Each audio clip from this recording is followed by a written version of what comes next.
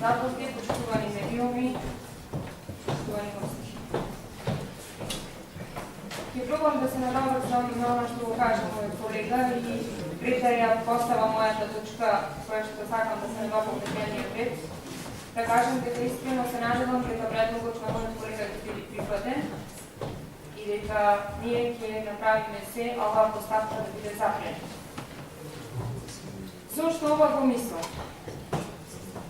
Општина Битола во изминатиот 4-годишен период има се, само нема работи со кои може да се попаде. Кога нашиот градоначалник не доби од Министерството за култура средства за да сними замислената негова имагинарна представа за градот Битола, наместо како татко на градот, тој како некое разгарено детиште, започна, се извинувам, нема да се повтори, започна не по предлогот на Валентин, туку по моја точка на дневен ред, која што ќе ви ја морам да ви ја образложам, а потоа да ви ја кажам. И имам право на тоа. Откако не беа дозволени средства да сними представа, започна со своите бараки, на кои вие, колеги, целосно му удоволуват. Сакам кола, значи кола. Сакам црвени фустанчиња на мажи кои ќе пеат на широк сокак, еве ви мажи со црвени фустанчиња. Сакам да печатам книга за Битола, ќе печатам книга за Битола. Сакам филм за Битола, еве сега и филм за Битола. Една работа не ни е јасна. До кога општина Битола ќе биде заложник на еден човек кој што прави се, само не си ја врка својата работа.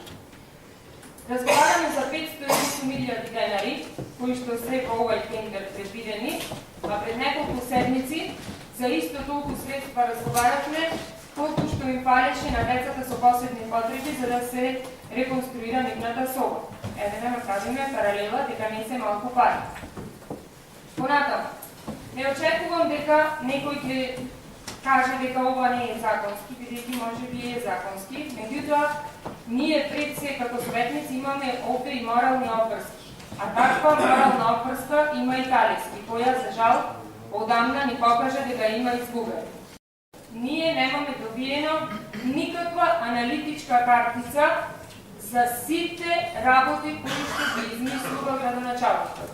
Точно е дека тој е подносител и извршител на буџетот, меѓутоа тоа не значи дека се што ќе си замисли во својата глава треба да помини незабележано, бидејќи тоа не се негови пари, тоа се пари на граѓаните на општина Битола. Втората точка, која што барам да ја разгледува таа комисија, е да имаат право советниците да се изјаснат, односно да го искажат своето мислење за тоа дали треба во Битола да се снима филм, каков филм, и дали во тој период тие истите биле консултирани со оние кои што ги изгласале.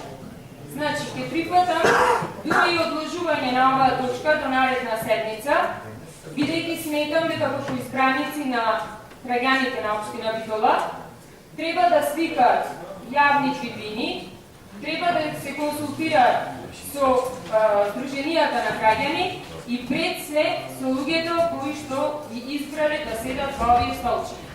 Тогаш ќе побарам секој советник лично да се изјасни, односно да гласа. Зошто ги барам овие две работи? Првата работа, заради тоа што сметам дека не е само законската одговорност која што ја сноси секој од нас и градоначалникот, туку и моралната обврска која што ја имаме кон граѓаните на општина Битола. Затоа и барам да се расправа по тоа прашање.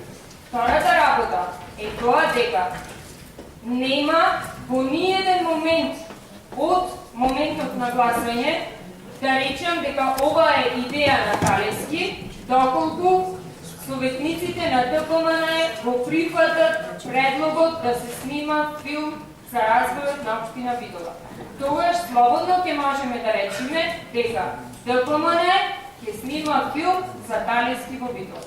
Ви благодарам.